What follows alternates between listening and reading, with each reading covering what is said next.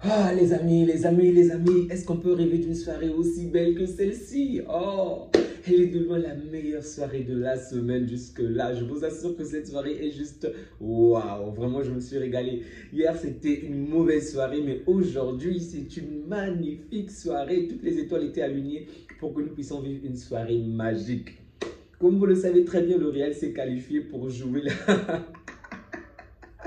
la Coupe des Tocards. Le Real s'est qualifié pour jouer la Coupe des Eliminados. Ils sont éliminés. Oh, mais comme c'est beau. Enfin, on voit le football encore une fois triompher. Cette équipe n'avait aucune cohérence. Elle est cassée de l'attaque à la défense. C'est normal qu'on l'élimine aujourd'hui. Et j'ai bien aimé ce que tu as mené à dire à la fin du match. Arsenal a été meilleur qu'au match aller comme au match retour. À aucun moment, le Real a été au-dessus de Arsenal dans les deux confrontations. Et le score est clair. 5 buts à 1. Point barre. Ce sont les deux confrontations. Donc, le Real s'est fait déchiqueter. Une fois encore, les Galactiques se sont cassés la gueule. Arsenal, allez loin, vraiment, allez loin. Je porte certes le maillot du Paris, mais Arsenal, Paris, je vais supporter Arsenal. En fait, je veux voir un remake de l'année 2006. Vraiment un magnifique remake de l'année 2006. Les amis, la soirée est juste belle parce qu'on avait entendu partout qu'à Bernabeu, ça sera fermé. On a interdit les vieux, les moins de 18 ans de rentrer parce que ça va bouillir. Qu'est-ce qui a bouilli? C'est eux qu'on a fait bouillir. Écoutez, je lisais sur Facebook, on disait que en fermant Bernabeu, donc Declan Rice qui est le riz, apparemment c'est dans ces conditions-là que le riz bout mieux. Et donc le riz est de meilleure qualité, de meilleur goût. Et ben voilà, il nous a sorti un magnifique match, même si pour moi je pense que c'est vrai qu'il a raté le penalty d'une manière catastrophique. Pour moi, il est de très très loin. En tout cas, je dis bien selon moi, Saka est de loin l'homme du match. Vraiment, il a tout passé de son côté. Lorsqu'il apportait du mouvement, l'équipe bougeait. Lorsqu'il était défensivement, c'était bon. Donc pour moi, c'est lui qui méritait d'être nommé homme du match. Mais on a donné à Rice apparemment. Mais dans tous les cas, peu importe. Je suis ravi. Oh les amis, depuis tellement longtemps, on n'a pas vu ce genre de choses en Ligue des Champions. Il y avait tout le temps penalty en faveur de Real de Madrid, tout le temps un truc bizarre, un truc, même lorsque c'était logique, même lorsqu'il le méritait. Il y avait quelque chose qui faisait en sorte que le Real passe. Mais cette saison, le Real s'est fracassé la gueule. Tout cet argent qu'ils ont dépensé, ces génies, ces maîtres, en fait, ces galactiques qu'ils ont rassemblés se sont fait taper par des personnes qui n'ont même pas des grands noms. Oh, mais c'est beau lorsqu'on voit les équipes qui n'ont pas forcément des plus grandes stars remporter. On voit le Paris Saint-Germain en ce moment avec les Doué, les Désiré Doué, Barcola, les joueurs qu'on ne connaissait même pas il y a quelques saisons. C'est vrai, Dembélé peut-être d'une autre dimension, mais vraiment, par rapport à Mbappé et les autres, il n'y a pas photo. Ok. Et là, on voit des gens qu'on ne connaît pratiquement pas. Les hauts de garde que le Real a balayé comme du n'importe quoi. Aujourd'hui, ce sont ces mêmes joueurs qui ont fait du mal. Oh, je me suis régalé. C'est vrai, je ne vais pas vous mentir, de l'autre côté du stade, j'étais un peu triste parce que je sentais au fond de moi que le Bayern gagne. C'est vrai. Je pense qu'avec l'Inter, le match il y aura beaucoup plus de suspense. On n'a pas affronté l'Inter, donc c'est peut-être mieux plutôt que d'affronter le Bayern en termes de suspense. Mais en termes de complexité, je ne vous mens pas, je souhaitais de tout cœur que le Bayern gagne parce que pour moi, le Bayern est plus prenable que l'Inter. Vraiment, on va y revenir un peu plus tard, mais je souhaitais vraiment que le Bayern puisse l'emporter. Donc, par rapport à ce match du Real, on va d'abord se focaliser dessus. Courtois, une fois encore, fait un bon match, mais Saka les a démolis. Martinelli a fait ce qu'il fallait. En fait, c'est tout le collectif qui était bon, même si Partey m'a quand même énervé, une fois encore, avec une faute stupide qu'il obtient. En fait, on s'intéresse à ce jour, mais je me demande comment. En fait, 2 matchs, 2 fautes stupides. Je ne comprends pas. Le premier carton jaune qui prend au match aller, le deuxième carton jaune qui prend aujourd'hui. Il ne sait pas qu'il a une suspension. Mais sincèrement, le Paris Saint-Germain risque de marcher sur ce milieu. Parce que Partey, c'est vraiment la valeur sûre au milieu du terrain. À côté de Degarde et excusez-moi, et Rice. Mais pourquoi il obtient un carton jaune si bêtement? En plus, on siffle en ta faveur. Sérieusement. En fait, je n'arrive pas à dire. C'est pas juste sur ce match. Souvenez-vous déjà le match passé. Je disais déjà que son carton jaune était stupide. Et aujourd'hui, il fait encore la même erreur. Donc, contre le Paris Saint-Germain, il ne va pas jouer au match aller. Bon, je dois avouer également qu'il y a une chose qui ne me plaît pas du tout par rapport à ces demi-finales, c'est qu'on va jouer le match aller chez nous et le match retour à l'extérieur. Ça n'a aucun sens, vraiment aucun. J'aurais vraiment souhaité que le match retour se joue chez nous à domicile, mais bon, ça se passera ailleurs, donc ça sera comme avec Dortmund et j'ai vraiment pas aimé ce scénario. J'espère juste que ça sera en notre faveur, vraiment je l'espère, mais dans tous les cas, le Real est éliminé. la descentada. Ils voulaient la remontada, mais on les a fait descendre. On les a ramenés que ce sont des petits joueurs. Défensivement, c'était cassé. Le match commence, ils se prennent des fautes par-ci, par-là. Ils étaient trop stressés, les mecs. Le Real de l'année passée, ou des années d'avant avec Benzema et autres, c'était une équipe rassurée, ok? Même lorsqu'ils menaient, il y avait une certaine cohérence. Même lorsqu'ils étaient menés, ils avaient une certaine assurance que tu... En fait, on ne sait pas ça venait d'où, ok? Ils ne se prenaient pas bêtement des cartons. Celui-ci, on voit Bellingham pousser les gens, on voit Rudiger se servir du corps, de l'abdomen d'une personne comme essuie-pied. Mon frère, tu mérites même un carton rouge. On va dire que c'est involontaire, mais bon, ok, pas de souci. Mais sans blague, il n'y avait aucune assurance dans cette équipe, aucune assurance. Ils ont commencé à avoir des cartons jaunes bêtement. Alaba, carton jaune. Rudiger, carton jaune. Asensio, carton jaune. Les mecs, les trois défenseurs sur 4 se prennent un carton jaune aussi rapidement. C'est quoi le problème? C'est quoi le problème? Ce n'est que 3-0, non? En soi disant qu'on est chez vous. On est dans le Bernabéu. À aucun moment du match, tu te dis, tiens, le Real va gagner, sincèrement. Ou que le Real va se qualifier. À la limite, ils peuvent gagner. Comme j'avais dit avant, ils peuvent gagner, mais mince. Sur les deux confrontations, ils ont perdu. Pas même une petite victoire.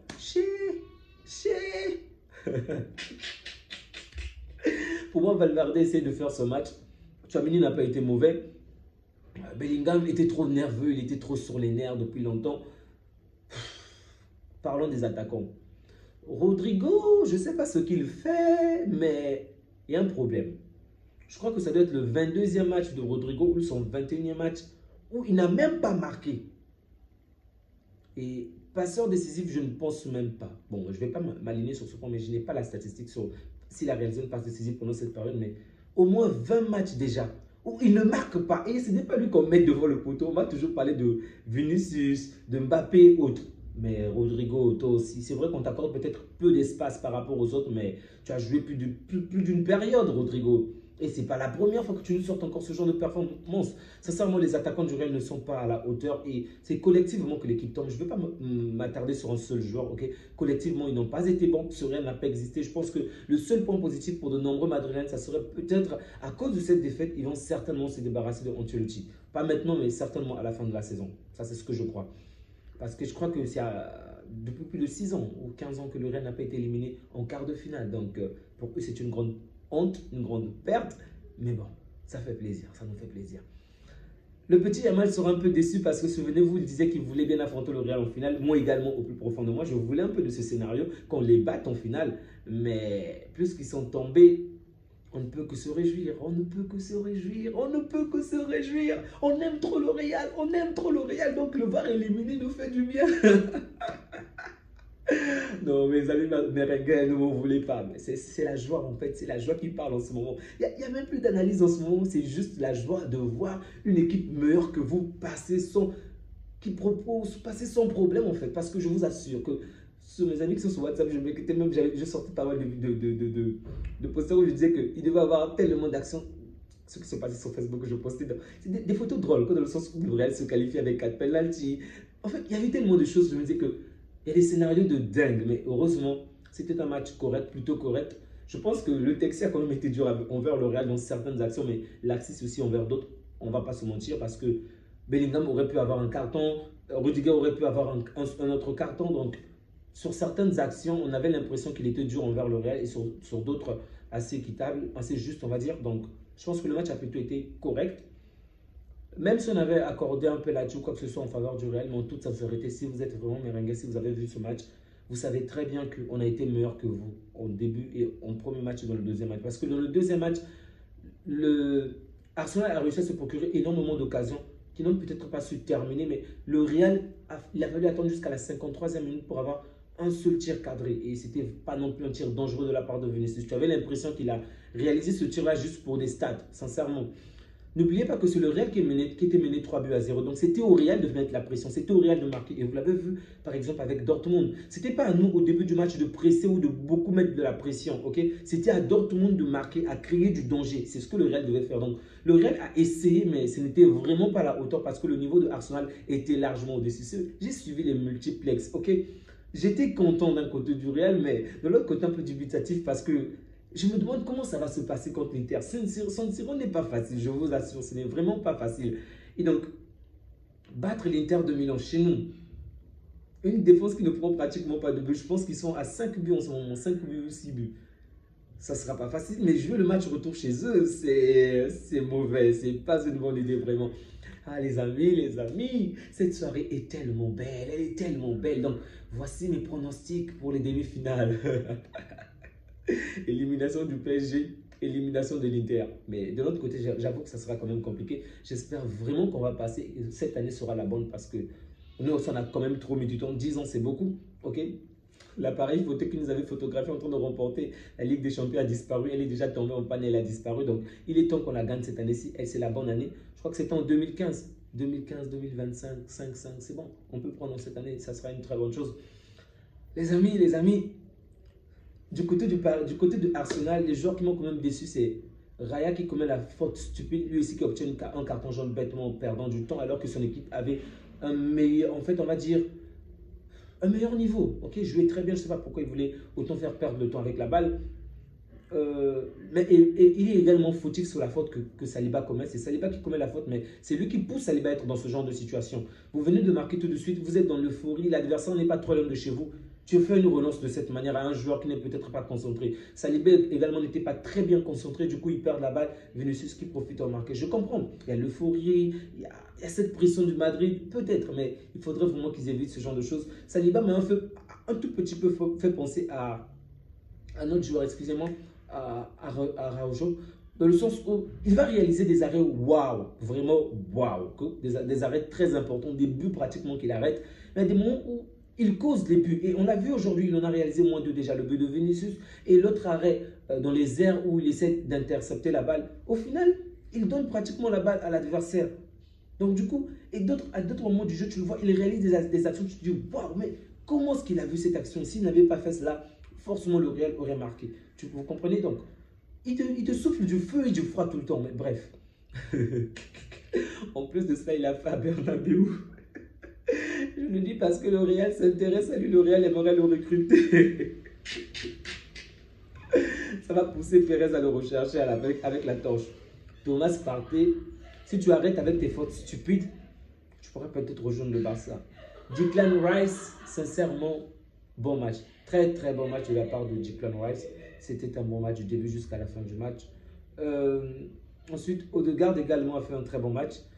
Dans l'ensemble, c'est toute l'équipe. Hein. Les Gunners ont été bons. Vraiment, ils ont été bons. C'est une victoire largement méritée. Les amis, on va maintenant parler du Bayern. Ce match-ci m'a donné du suspense. Vraiment du suspense. En début du match, le Bayern qui marque.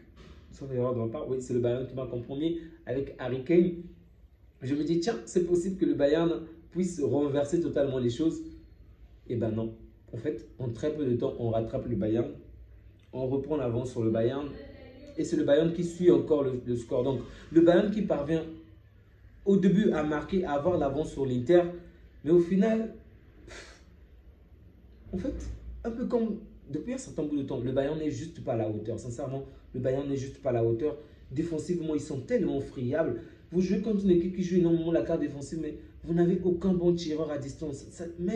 Les mecs, ils ne sont pas très forts dans les domaines aériens. Faites-en plus qu'eux. Faites-en plus. Le but d'Harry Kane, c'est un très bon but. J'ai pitié pour lui parce que c'est encore une nouvelle fois un trophée qu'il rate. Mais bon, j'espère pour lui qu'il va au moins remporter le championnat. Et pourtant, je n'apprécie pas le Bayern, si vous me connaissez très bien. C'est une équipe que je n'aime même pas. Mais juste pour Harry Kane, j'espère vraiment pour lui qu'il va au moins gagner le championnat. Au minimum le championnat cette saison parce que je pense que c'est tout ce qui reste au Bayern. Je crois qu'on les a éliminés à la compétition, à la coupe allemande. Je pense que c'est tout ce qui reste au Bayern. Donc j'espère de tout cœur, j'ai beau ne pas aimer ce club, mais j'espère de tout cœur qu'il va au moins gagner ce championnat parce que c'est un grand joueur qui mérite des titres, mais jusque-là il n'a jamais gagné un titre collectif, malheureusement pour lui. Lautaro Martinez me fait plaisir et il me donne de la chair de poule parce que le match qui m'a pendu aujourd'hui avec Thuram, bien évidemment, Thuram également pouvait faire mieux dans certaines actions. Mais bon, ces joueurs-là sont vraiment impressionnants. Et c'est cette cohérence de l'Inter qui m'impressionne. Je vais moins parler du Bayern parce qu'ils sont morts. Donc, on va s'intéresser à l'Inter qui sera notre prochain adversaire. La cohérence du Bayern est vraiment effrayante. Vraiment effrayante. La solidité défensive, c'est vrai qu'en dernière minute, aux alentours de la 70e minute, on sent très bien que cette équipe est épuisée, elle ne peut plus tenir. Mais ben, c'est normal avec tout ce qu'ils ont fait. Mais défensivement, waouh! défensivement, cette équipe est vraiment à craindre, je vous assure. Il y avait des moments où le Bayern se retrouvait dans la surface adverse, ou devant la surface. Tu avais l'impression qu'il y avait 10 000 joueurs de l'Inter, alors que le nombre de joueurs était... En fait, les équipes, c'est le même nombre de joueurs, ok? Il n'y a aucune équipe qui est numériquement inférieure à l'autre. Mais le Bayern n'a vraiment rien fait face à l'Inter. L'Inter était bien positionné. À chaque fois qu'il y avait un tir, il y avait toujours le pied d'un joueur, toujours quelque chose. Le gardien se meurt. Ouh, il élimine son ancienne équipe. Pavard qui élimine. Les ex font toujours du mal. Vraiment, les ex, il ne faut pas blaguer avec eux. Non, Pavard également qui élimine le Bayern aujourd'hui. Mais Pavard, tu as joué là-bas pendant 4 saisons. Et pitié d'eux, et pitié d'eux.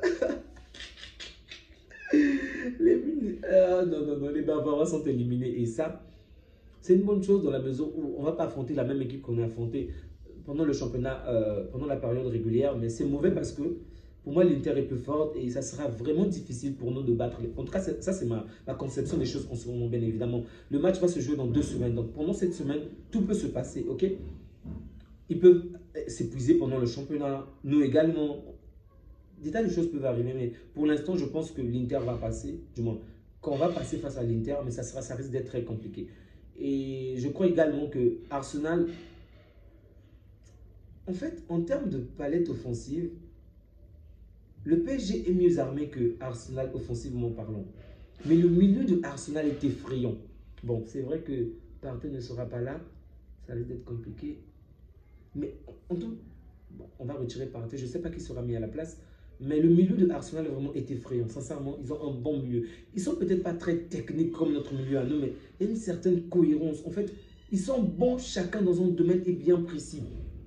Partey ira faire le box-to-box. Il sera offensivement aussi important avec des passes. Défensivement, il sera là pour mettre le poids, pour mettre le pied qu'il faut. Rice et Odegaard seront là dans la distribution des passes, dans les courses, dans les corners, dans les coups de pied arrêtés. Ils sont vraiment bons. Et n'oublions pas que c'est la 6e meilleure défense, je pense, entre 6e et 3e meilleure défense de la Première Ligue. Donc, ce n'est vraiment pas également à sous-estimer. Je pense que le PSG va bien jouer, va très bien faire les choses. Mais Arsenal va finir par s'imposer. Ouais, Arsenal va finir par s'imposer. Mais dans tous les cas, peu importe le gagnant, en tout cas, je ne serai pas triste tant que nous, on arrive en finale et qu'on gagne. Parce que si on affronte Luis Enrique, ça sera une très belle finale, 2 grands jeux. Si on affronte également Arsenal, ça sera une très belle finale parce que c'est une très bonne équipe aussi. C'est juste l'Inter pour moi qui a peut-être, on va dire, l'épine ou dans ce cadre-là. Ok, l'Inter est une bonne équipe, est une grande équipe qui a un bon style de jeu, mais je veux dire, les 3 autres équipes, c'est un bon jeu, des jeux de passe, des dribbles, des équipes offensives, tandis que l'Inter est l'équipe défensive. Et malheureusement, c'est nous qui allons jouer l'Inter. Bref, ça ne sera pas facile, mais on va quand même passer. On va quand même passer. Et je vous assure, les amis, je pense que au cours des 4 ou 5 dernières années, voire même les 6 dernières années, je pense que c'est peut-être les 4 meilleures équipes.